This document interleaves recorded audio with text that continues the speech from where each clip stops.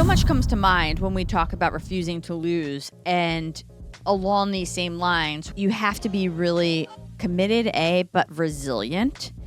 And part of being able to be resilient, in my opinion, is having your expectations aligned. So whether we are happy or sad, or the way we feel is typically how aligned we are with our expectations.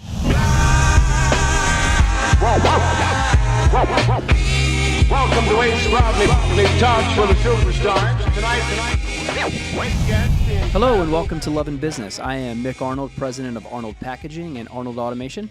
And I am Britt Arnold, president of Tegler Construction and Supply. Very quickly, we have one favor to ask of you, the only favor we will ever ask. Please take a second and subscribe to the channel. It helps a tremendous amount with the content we are able to provide for you. Yeah, so quickie math nerd moment for me. Did you know that only 22% of our listeners are actual subscribers? So 78% of you, please get off your tails and hit that subscribe button. We'll wait for you. Okay, thank you for that. I figured if I did give them time and they were worried they would miss something, then they wouldn't hit the button. So I figured it was fair. I like the right? approach. Right? Because, and let me tell you what they didn't want to miss. They didn't want to miss today's episode, which is refuse to lose. And I flash back to a day when I was playing a tremendous amount of golf. I mean, a lot.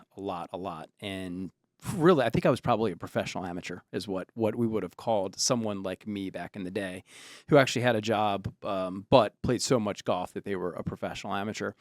And got up one morning, got to the first tee with my typical group. And if you've played Chartwell Country Club, you know the range is on the right, and you know the shed where they store all of the cutting equipment is right at the end of it, all of which is out of bounds. So stood up on the first tee, dialed in to break the course record like every day that I played. Didn't break it, but that was certainly my intention. And hit a ball right over the shed. So, went back to the cart, got another ball, stuck it in the ground, hit the second one right over the shed. So now I'm sitting on the tee and I don't have a ball in play, and I'm out in 1, 3, 4, 5. Now I'm hitting 6 off of the first tee. And I looked over at my playing partner and said, this is going to be the coolest 68 you ever see your entire life.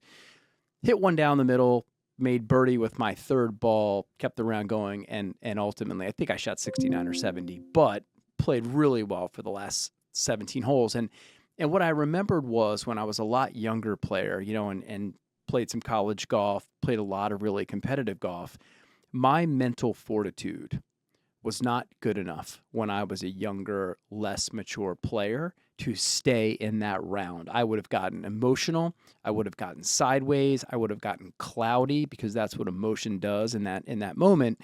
And I would have quit on the round with 4.5 hours to go, which is tragic and stupid and wasteful. But I remember that's how I would have showed up. I would have pitched a fit instead of digging in and trying to figure out how to make what I was going to make on the first hole, but then lean into the next 17 holes or whatever that would be in the sport you played. And I got a lot better at that. And I think that was one of the big carryovers for me in my sport of choice, which was golf. In that day in particular really resonated with me, where I know younger Mick Arnold would have whined or made an excuse or been a brat. I probably could have even been a little bit of a brat for the next few holes, and I probably would have followed up with a double, and I probably would have, done a bunch of stupid, cloudy, lack of focus things, and just let the round go away and gone out and been a total ass for the next 4.5 hours to me, to the 3 people I was playing with, and probably even disrespectful to the game. I can relate to that. And I have a lot of similar stories in soccer growing up. This reminds me of the idea of responding, not reacting.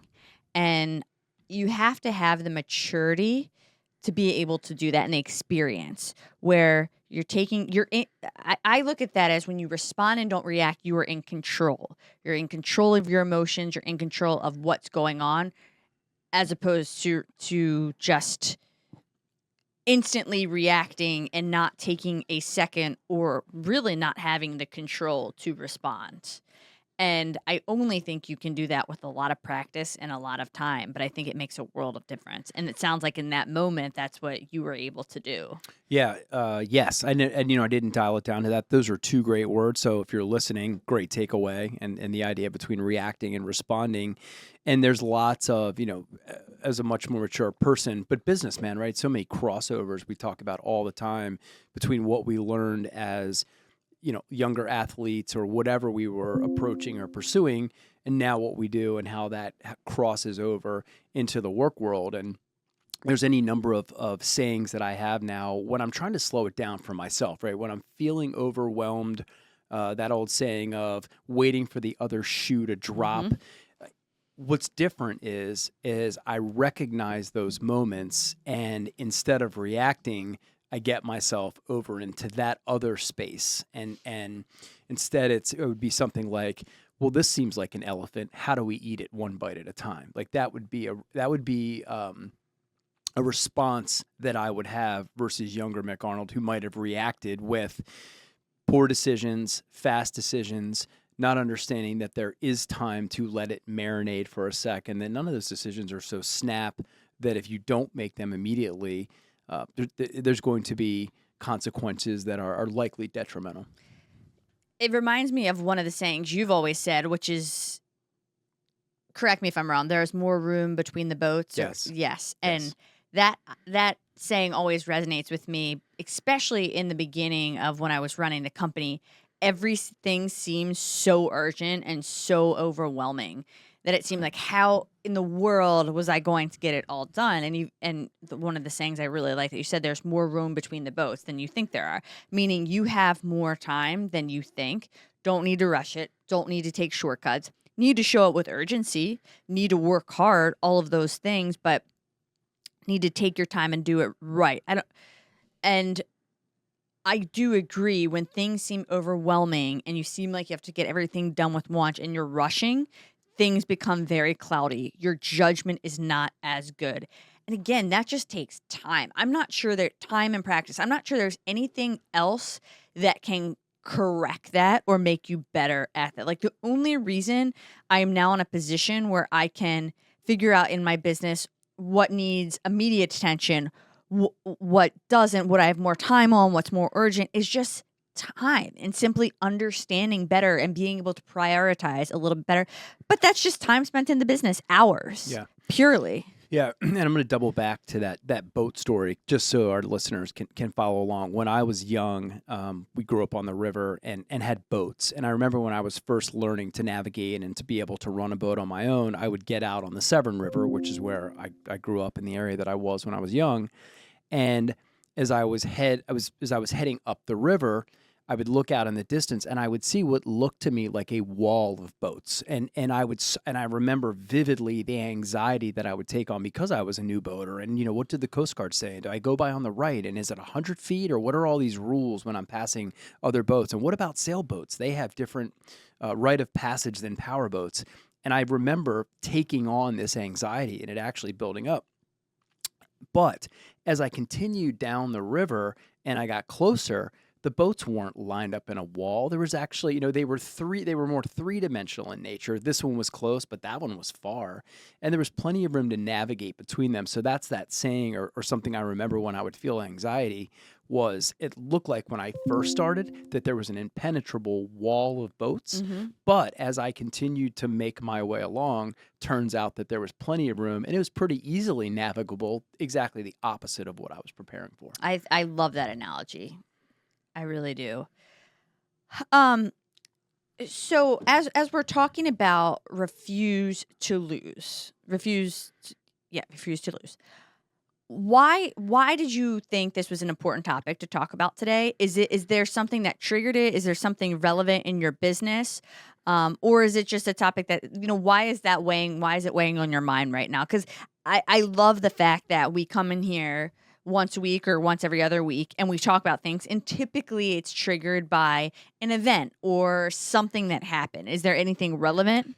Yeah, I think, despite being 91 years old, I think that some people have this idea that because you've been doing it for a long time, either the company for a long time or me personally for a long time, 30 plus years, that it's easy or it just comes easy or that there aren't any, really, really difficult days. That's not true. I mean, unfortunately, we haven't crafted this master handbook for every single thing that comes up. But what triggered it, to answer your question, is there are times when I find myself getting frustrated because we're making mistakes or we're making errors that I feel like we've already made and that we shouldn't be making these mistakes, right? We have done this long enough. We've been in the same industry for a while that, quote unquote, we should know better or something.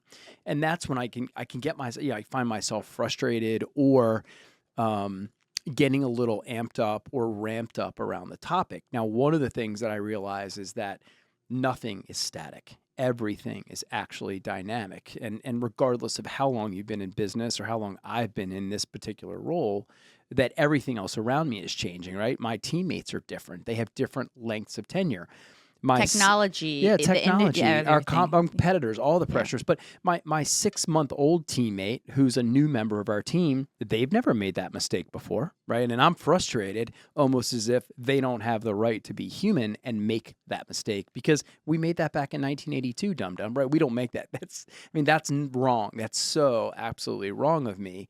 But that was one of those where, and listen, if you think for a second as an entrepreneur, where there aren't moments, I'll even kid you and I'll say, maybe I'll just be an individual contributor, right?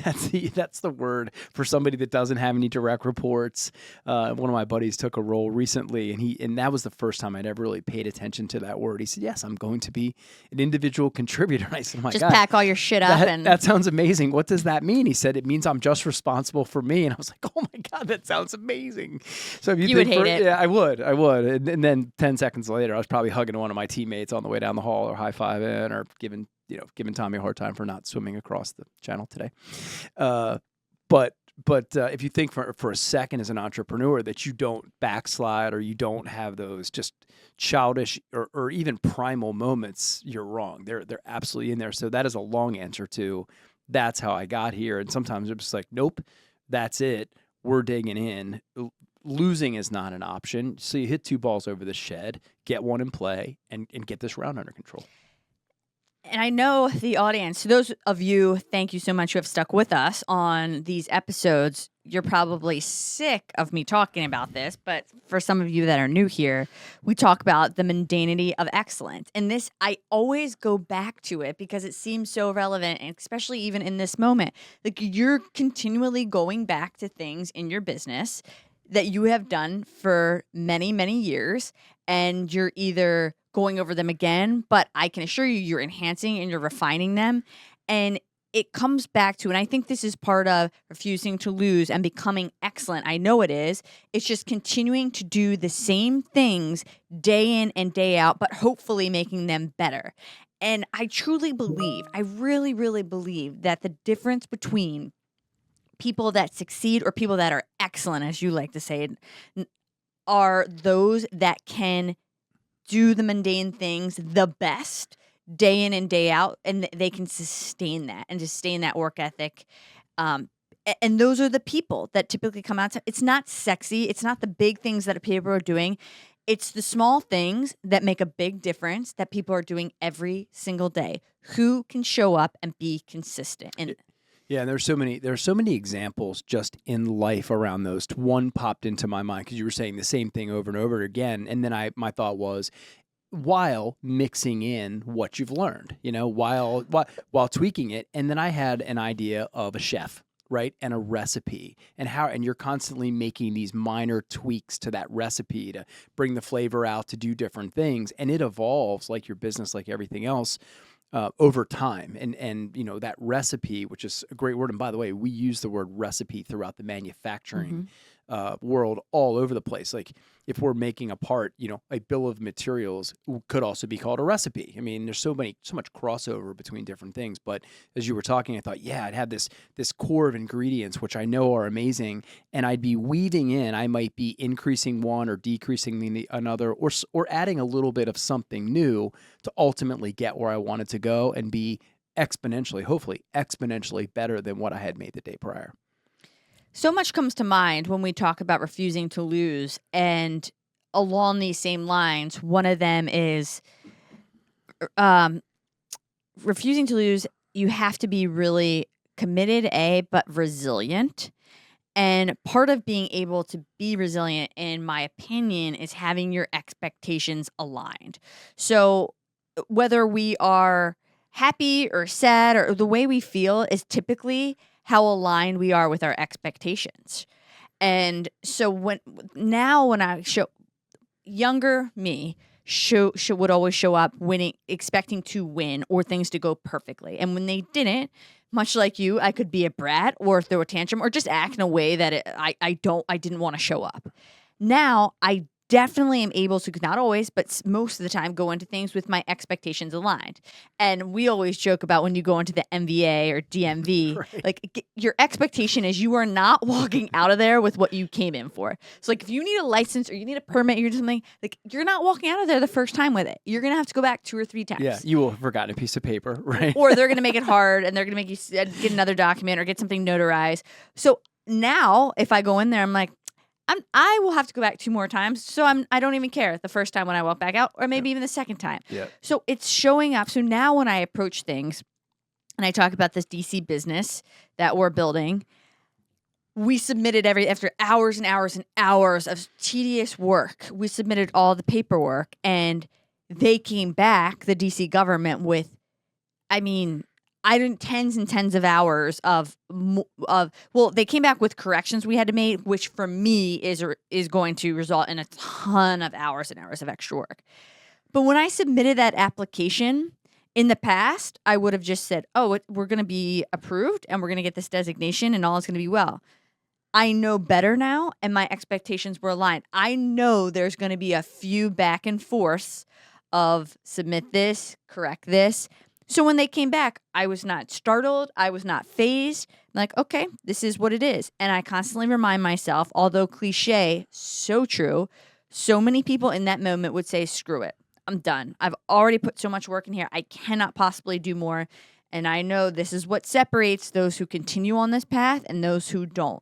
And that's how you get to the next level, is you're willing to do, you're committed. You're willing to put in that work and be consistent, more consistent than anybody else, and power through. So getting expectations aligned and being resilient when things don't turn out the way you initially want them to, which those 2 things are tied, is such an important piece of this refusing to lose. Yeah, I think for the new entrepreneur, and I do want to add on to your story just because I have a front row seat for that activity for you. That was even with the help of an incredible war room partner from a legal perspective, right? You had great counsel, literally counsel, helping you with it. And there still was a tremendous amount of work to do. So imagine that you show up by yourself attempting to. If you got halfway there with a great war room, somebody else gets 10% or 15% of the way there without that type of counsel, and they may want to pack their tent and fold it. Well, now I'm poor because I spent so much money on the law firm that I had to tell them I got to go at this myself because I can't afford to pay you anymore because we're not making any money at the business that we don't have up and running. Yeah. Right. Exactly. I could go on. Right. Yeah. I can't do business because I don't have a thing. And yeah, I can't do business because I don't have a business because I'm paying you to get my business up and running, and this is just. But you're going to stick with it, right? I'm going to stick with it. I just want to make sure. I'm going to maybe be living on the streets by the end of this, but.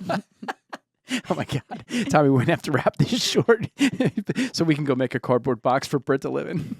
If this is maybe a breakdown on camera. I was gonna say this is. I feel like we need to move a couch in. Do we know we need a couch as part of our set going forward? This is part of my therapy session. Yeah, you're right.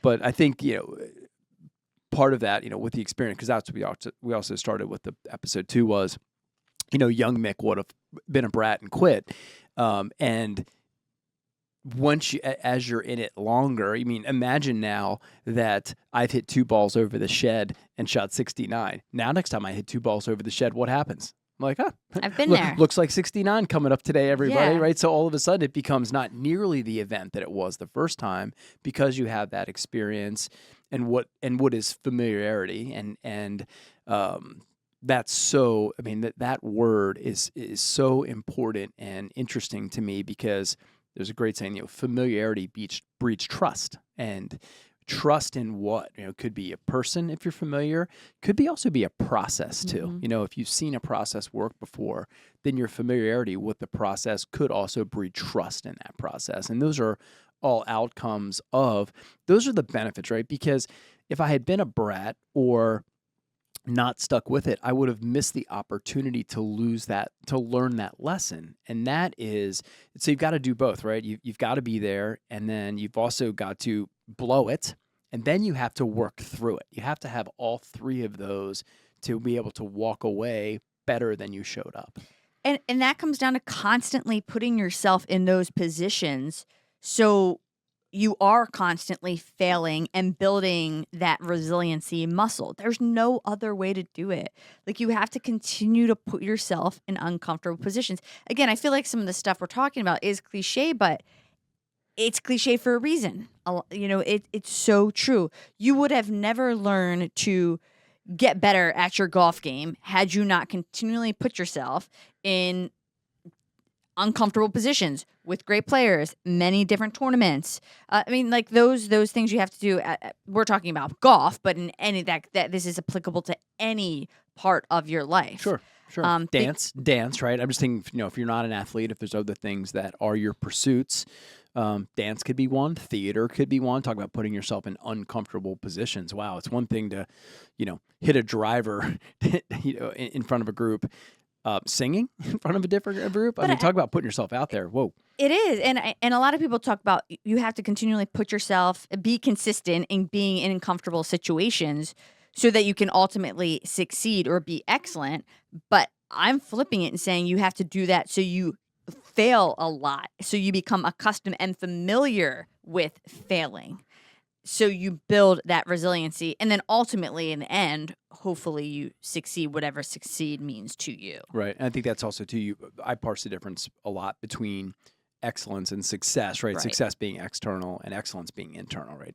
That's what I'm always striving for.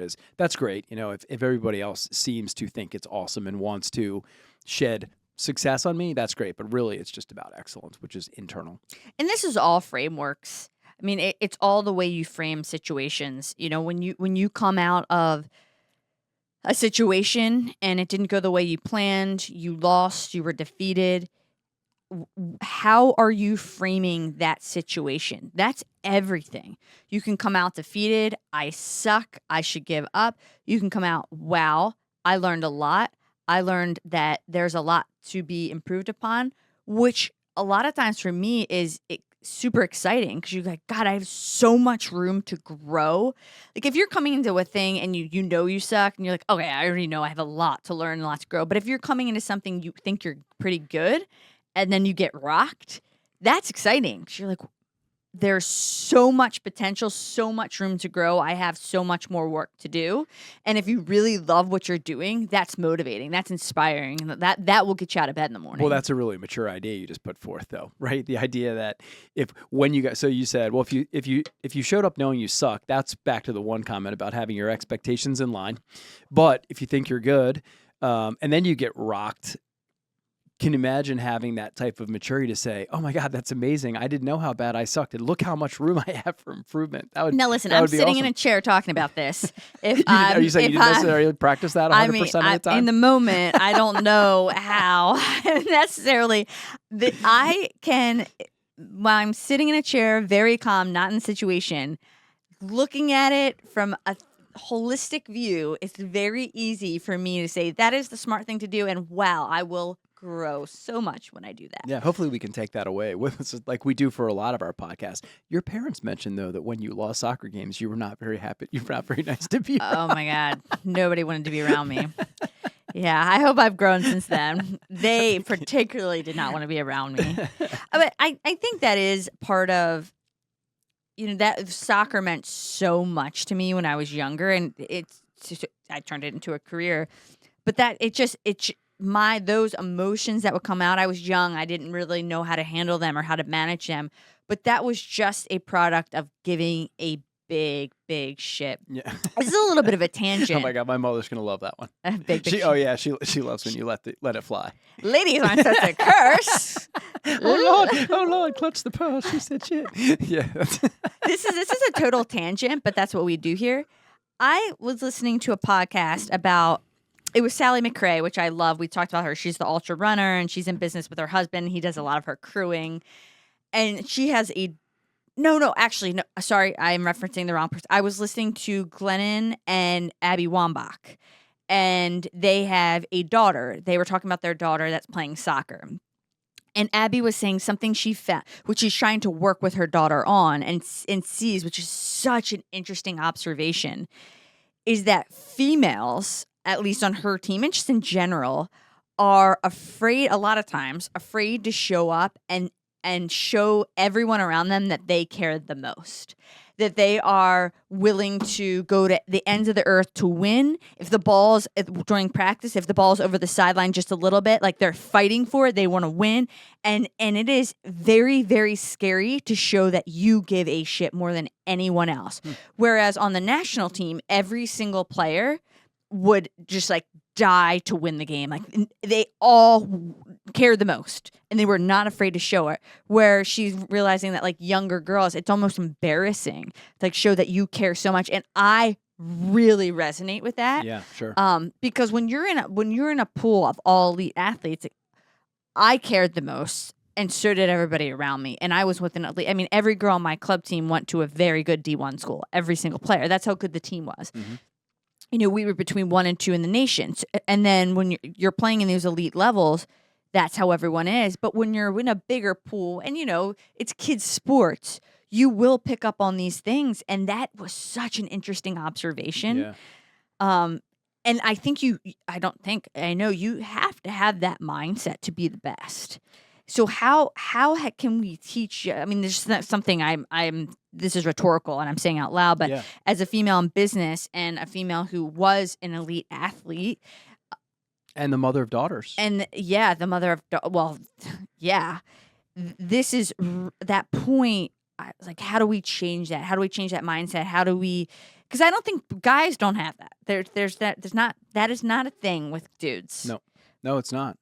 And it's like females want to be part of the pack. They don't want to stray off. They don't want to cause any conflict. They don't want to be embarrassed. They don't want to care more than anything and then screw up on the field. And, you know, but it's a thing. Yeah, I wonder how that gets built in because that's not DNA based. You know, we and as someone who coached his daughters all the way through, and you and I have talked a lot, maybe on the podcast, maybe not, but just this idea. I would have families, and I coached the daughter, and let's just say hypothetically they had a twin brother, and that did happen along the way. So, out of the womb at the same time and the exact same age within seconds of each other. Daughter might have even been 14 seconds older or something like that. But the parenting piece and even still, so this goes back a little bit, right? This is probably, 2012, 13, 14, Brooke coming through first. Just watching the parenting that went on, the son was coached like a warrior and the daughter was coached like a princess. Mm-hmm. Even though when I had her, she was an animal, right? With me and her 18 best friends on the team, I could make Sally a savage. But when she went back, she had to get out of John's way because John was the boy in the family. So interesting dynamics, and we're building that. We, as a society, are building that somehow, either conscious or subconscious, but we're building it.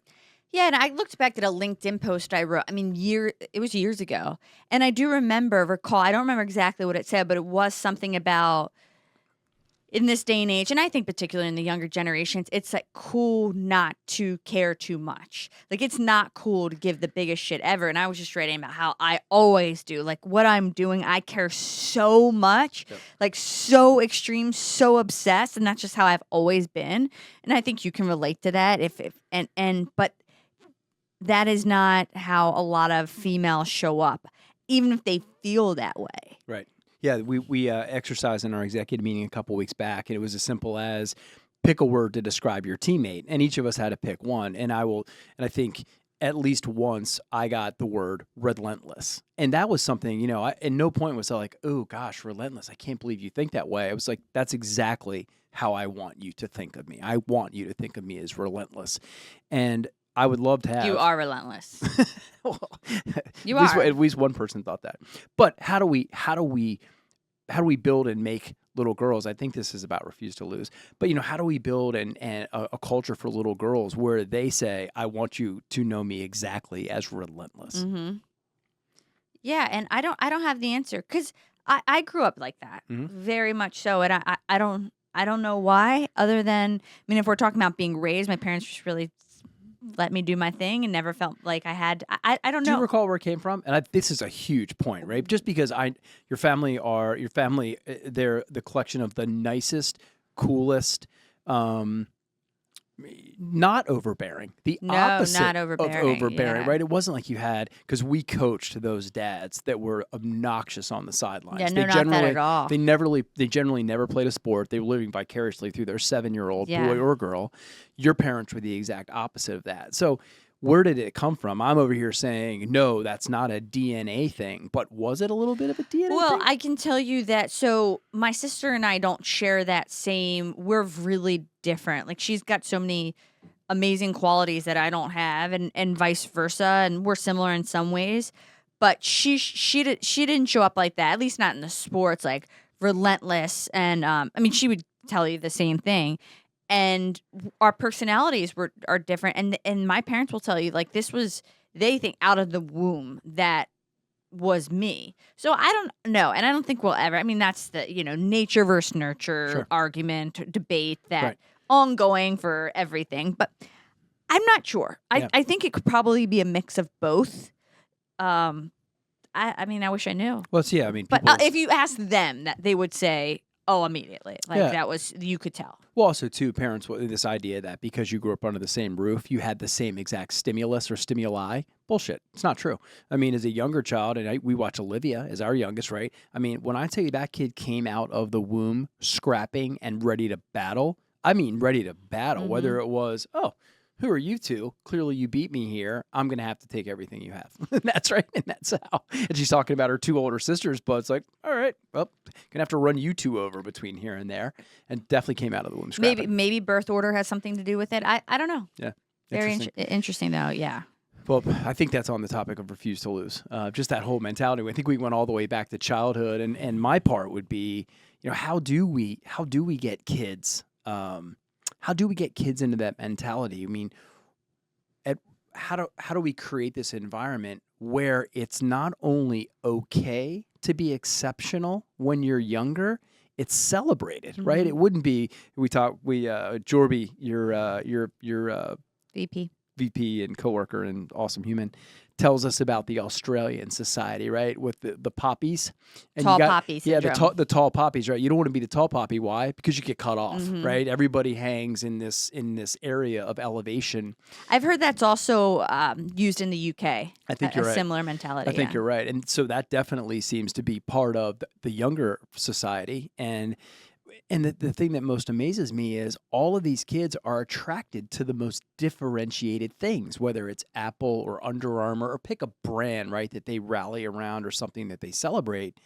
They're the most singular, differentiated things, but they don't want any parts of it, right? When in their little world or their environment, it's, oh my gosh, I want to be exactly like everybody else. I don't want to stand out. But the other things they celebrate and they follow and they're an audience for, they're all totally differentiated. It's all about acceptance, wanting to be accepted and not being that outlier. That's what it all comes down to, and that's really important, which we talk about. I think one of the most important things that will impact your life, especially as an adult, is your life partner, right? I think it's the most impactful thing on who you are as a human it's the person you spend the most time with. And that's really important for kids, or anyone for that matter, is who are you surrounding yourself with. And as it related to this topic, you're going to have very few people. I heard, what's his name? Simon Sinek. Don't agree with everything he says, but he was talking about friendship. He's writing a new book on friendship. And one of the things he talked about was a lot of us think about the friends that we have that are there when things go bad. Like, who's going to be the first to call us? Who's going to cheer us up? Who's going to consistently check on us? He's like, but I've started to look at friends differently. Like, who are the people that call or that are always there when things go right? He said, because there are a lot of people that are addicted to almost like the toxicity of, they like when things go wrong and they like to be the person that's there. It's like they pick up the pieces. Like, and he said, there's a lot of people like that. He said, how many people would you call and say, I accomplished, like, I don't know, name something. I ran a race and I did an ultramarathon and I was first overall. Like, how many people would you call to say that? And he's like, because, you worry about bragging or coming off in a particular way. He's like, I probably, when I look at it, I have about 10 to 15 friends that are going to be, I know will be there on a bad day. He's like, I probably have like 4 that I would call if something really amazing happened. I had to call them right away and say, look, listen to what I did. Yeah. He said, so I started thinking about friends differently, like who's there when things are really great and who do I want to pick up the phone and call right away? Yeah, that's a great point, because you're right. And also there are, if there is that misery loves company, there are people that do, I don't know, I mean, it's probably part this fixer mentality, right? I mean, we know people that just love being, I'll use the term, the nurse, if you will, right? It could be male, could be female, it doesn't matter. Like, there are male nurses.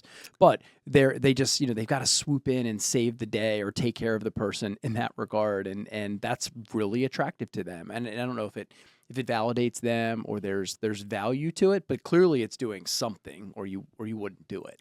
Yeah. I think if you can find people in your life that can truly celebrate your achievements and when you're doing good, no resentment, no jealousy, none of that. Like, true celebration, true support. That's really special and really powerful and impactful in your life. And then I think you also, if you can find people in your life that tell you,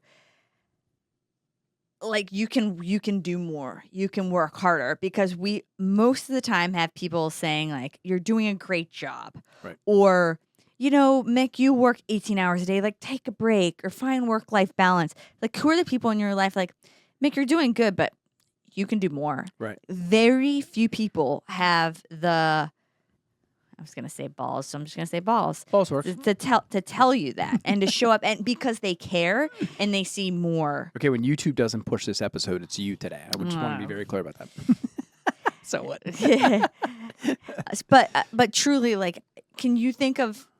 I can't think of a ton of people in my life that would tell me, after working hard, like, you can work harder. Right. Yeah, so, like, if you can find, that's okay. If you can find a group of people that aren't afraid to tell you that and can see more in you and push you, like that really, really honest friend that a lot of people are going to hate because they're right.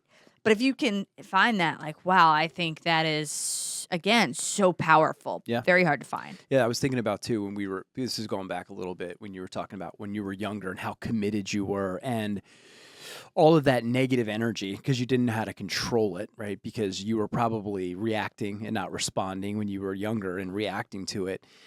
The idea would be, so yes, that loss and whatever led up to it creates energy. Like, there is an energy creation there. The magic becomes what you do with it, what you do with that energy and how you take it and you deploy it into a different direction. And that's an interesting, I was thinking about too, when we were talking, this difference between, lose and fail. And we can get into this on another topic. Are lose and fail exactly the same thing? I'm not sure if they are. I mean, I perceive fail in a more positive light than lose. Right. But why? Right, I don't know. Let's build that out. I'm not sure. I'm not sure what the actual definitions would be in the dictionary for that. I'm gonna make a note for a future podcast. We can do some research and I was really just thinking about how society experiences those words. Yeah. Which one I pick for one? Right. I didn't fail the game. Right? Yeah. I didn't fail the game. But what's the difference between those two? And what's the appropriate use? Because now there's this whole movement to celebrate failure. Yes, you must fail. But if I put lose in there, you'd be like, oh, hell no. Mm-hmm. Even That's though a really good point. they have a very similar look a lot of the time. Do I pick one or the other to fail? I'm like, no, I just failed and everybody likes that. Is it literally just how society's position those words? And I don't know. How this is the shit that goes on when I talk to you for an hour. Don't you know that yet? Yeah. But I mean, we both had the exact same thought. Yeah. We'll work on it.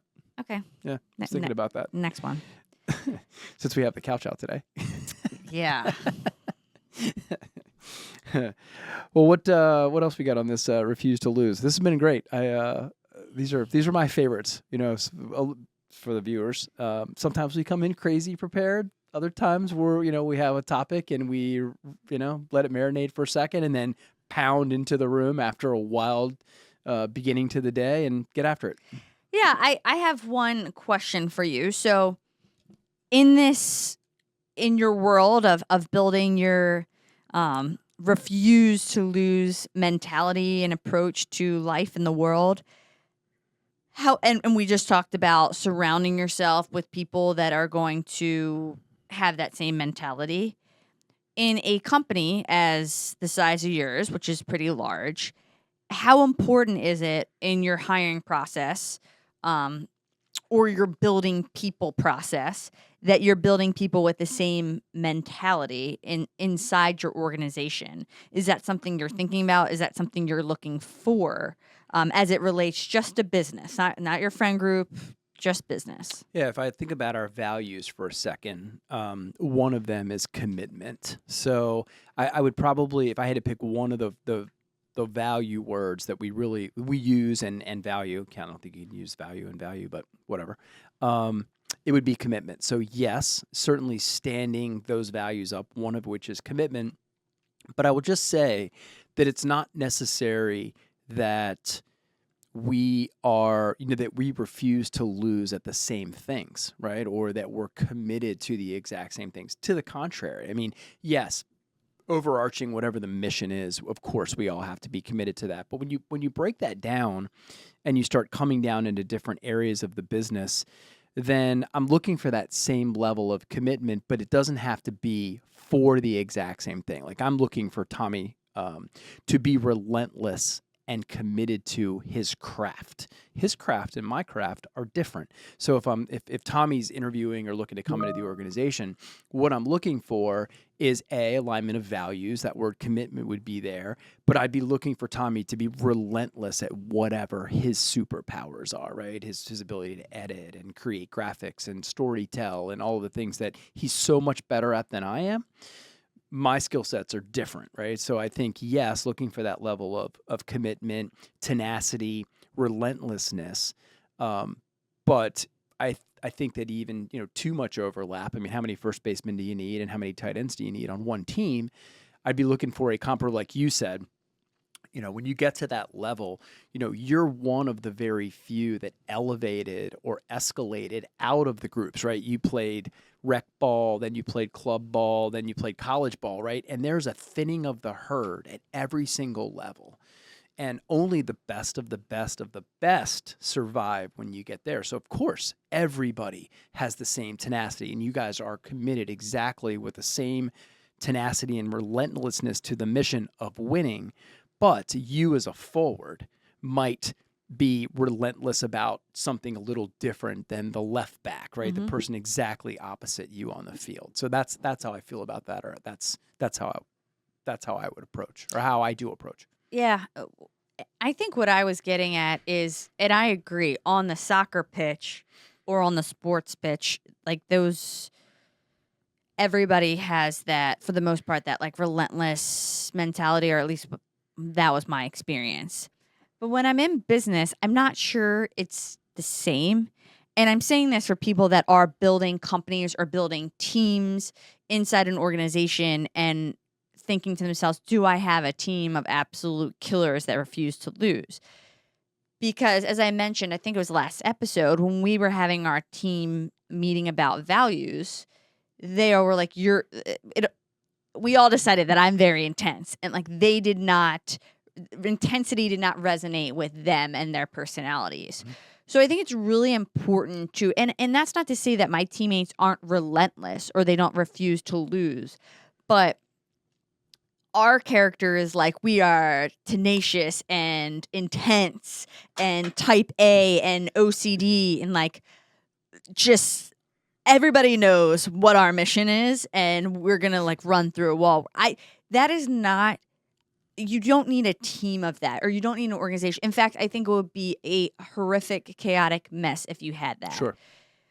So you can be relentless or dedicated and super committed and consistent in what you do in a quiet way, or do you know what I'm saying? do. Like, because I think We have those players, we so I know do, exactly and what you're and saying. I really want to hone in on this, because I just don't think who we are as people is necessary for an entire company, or even good for an entire company. No, nor does that pretend to be leadership. And I'll give you an example. It doesn't. You know, Alfonso, our director of engineering, quiet, demure, even, right? And I don't mean that in a bad way. I mean, that's just how he shows up. He does not have to be loud or verbose to be effective and a leader. You know, the definition of a leader is you have followers. I watch it. I mean, I watch his team, and I watch how they, how attracted they are to him, what he knows, what he does, his leadership style.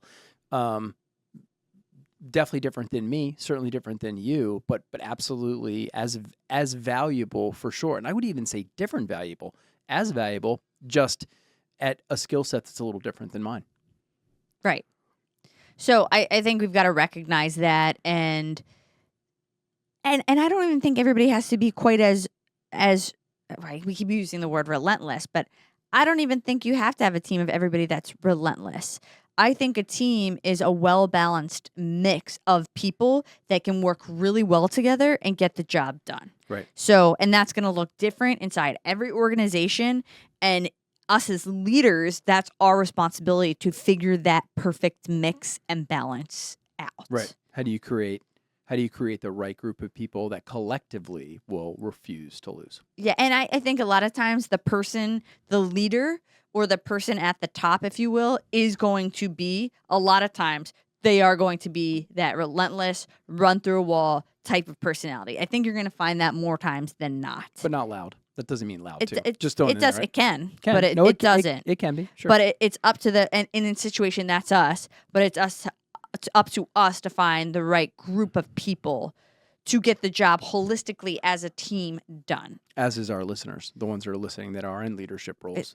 Yes. That is the job. And that's why I wanted to bring that. And also bringing that for people that are like, that's not me. Like, I don't identify with that, but I'm a super effective and efficient and excellent at what I do. Mm-hmm. Absolutely. Yeah. Thank you so much for listening to Love and Business Podcast. We appreciate you coming along for the journey. Quick reminder again to hit that subscribe button. That's what I was going to say. I guess we're done then. See ya.